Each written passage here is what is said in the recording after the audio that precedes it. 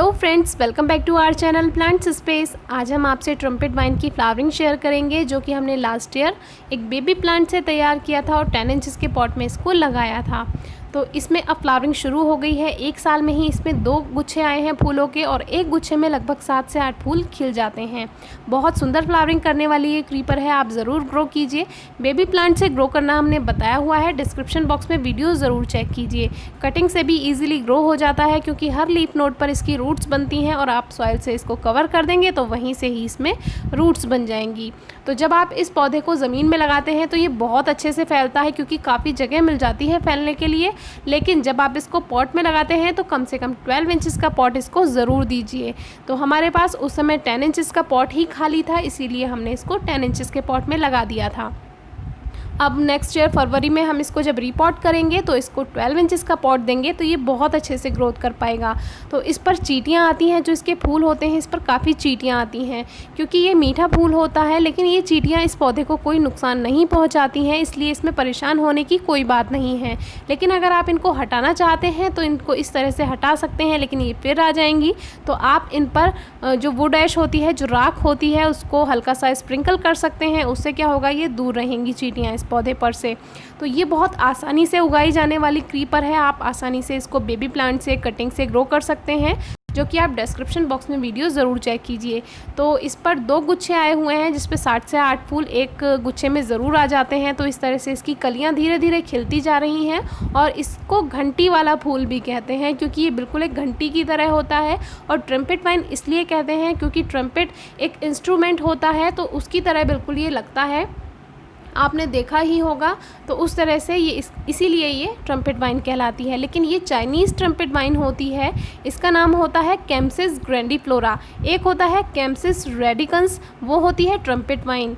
ये है कैम्सिस ग्रैंडिफ्लोरा, जो होती है चाइनीज़ ट्रम्पेट वाइन। लेकिन हम इसको आमतौर पर ट्रम्पेट वाइन ही कह देते हैं, या फिर इसको घंटी वाली बेल भी कह देते हैं, क्योंकि बिल्कुल इसके फूल घंटी के जैसे ही लगते हैं। तो इस तरह से धीरे धीरे इस पर फ्लावरिंग होती जा रही है, और हर दिन की फ्लावरिंग शूट करना थोड़ा मुश्किल हो जाता है। तो कुछ फ्लावर हम एक दिन में आपको दिखा देंगे, और कुछ अगले दिन हम आपको दिखा देंगे। तो इस तरह से धीरे धीरे 2 फूल एक साथ खिले हैं, फिर 2 फूल एक साथ खिलते हैं। तो इस पर लगातार काफ़ी दिन तक फूल बने रहते हैं, और जब बहुत सारे गुच्छे इसमें आते हैं तो ये काफ़ी खूबसूरत लगता है। तो आप इसको डेकोरेट कर सकते हैं, जैसे कि अगर बाउंड्री है तो वहाँ पर लगा सकते हैं, बाउंड्री वॉल पर आप इसको डेकोरेट कर सकते हैं। तो इस तरह से आज जो वीडियो है वो इसलिए है क्योंकि ये प्लांट लास्ट ईयर हमने ग्रो किया था, तो हमने आपको ये दिखाना चाहा कि देखिए 1 साल में ही इसमें कितनी अच्छी फ्लावरिंग होने लगी है, और धीरे धीरे जो इसका दूसरा गुच्छा है उसकी कलियां भी बड़ी होती जा रही हैं। तो बहुत अच्छा लगता है जब हम कोई इतना छोटा प्लांट ग्रो करते हैं और उस पर धीरे धीरे फ्लावरिंग शुरू हो जाती है। तो धीरे धीरे इसमें भी ये और फ्लावर्स आते जा रहे हैं, और पुराने फूलों को हटा दीजिए, या फिर ये अपने आप भी झड़ जाते हैं। तो अब कल इसमें बारिश आई थी, बहुत ज़ोर की आंधी आई थी, तो कुछ कलियां इसमें से टूट गई हैं। तो काफ़ी दुख भी होता है, लेकिन कोई बात नहीं। ये देखिए इस तरह से ये टूट गई हैं आंधी से, क्योंकि जब आंधी आती है तो ये जो बेल होती हैं ये बहुत ज़ोर से हिलती हैं, और जब ये हिलती हैं तो ये जो इसकी कलियां होती हैं काफ़ी सॉफ्ट होती हैं और ये टूट जाती हैं।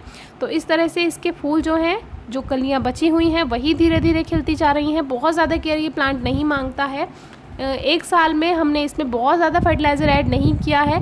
हल्की सी गुड़ाई करके हम इस पर कंपोस्ट या गोबर की खाद ऐड कर देते थे, और इसी में ही ये बहुत अच्छी फ्लावरिंग हमें दे रहा है, आप देख ही सकते हैं। तो रोज़ या हर मंथ में इसमें फर्टिलाइज़र ऐड करने की ज़रूरत नहीं है। आप 1 साल में 3 या 4 बार भी इसको गोबर की खाद या कंपोस्ट दे देते हैं तो ही ये बहुत अच्छी फ्लावरिंग दे देता है। तो इस तरह से इस साल हमें इतनी फ्लावरिंग मिली है, और अब हम इसको 12 इंचेस के पॉट में ग्रो करेंगे तो अगले साल ये हमें और भी ज़्यादा फ्लावरिंग देगा। तो ये बेल टूट चुकी है ऊपर से, जो कि धागे से बंधी हुई थी एक, तो धागा थोड़ा कमज़ोर था, तो कोई बात नहीं। अब हम इसको शाम को दोबारा से इसको बांध देंगे ऊपर की तरफ। तो आप इसका जो साइज़ है वो देख सकते हैं, ज़्यादा इतनी बड़ी भी बेल नहीं है, और इतनी अच्छी फ्लावरिंग भी हमें ये दे रही है। तो अभी हमने इसको ऐसे ही एक हुक पर इसको अटका दिया है, शाम को हम इसको ठीक कर देंगे। तो फ्लावरिंग आपके साथ शेयर करनी थी, तो ज़रूर बताइए ये फूल आपको कैसे लगे। कोई क्वेरी है, क्वेश्चन है, कमेंट बॉक्स में पूछिए, फेसबुक पेज पर पूछिए या इंस्टाग्राम पेज पर पूछिए। और भी कलियाँ इसमें आ रही हैं, ये भी हमें फूल देंगी। तो इस तरह से वीडियो कैसी लगी ये ज़रूर बताया कीजिए, और अगर आपको वीडियो नहीं अच्छी लगती है तो उसका कारण भी बताया कीजिए, जिससे हमें पता चले कि इसमें क्या कमी रह गई जो हम आगे ठीक कर सकें। तो पुराने फूल जो हैं इस पर से झड़ चुके हैं, वो पुराने हो गए थे। तो इस तरह से 1 साल में हमें बहुत अच्छी फ्लावरिंग बेबी प्लांट से तैयार किए हुए पौधे से मिल गई है। Thank you.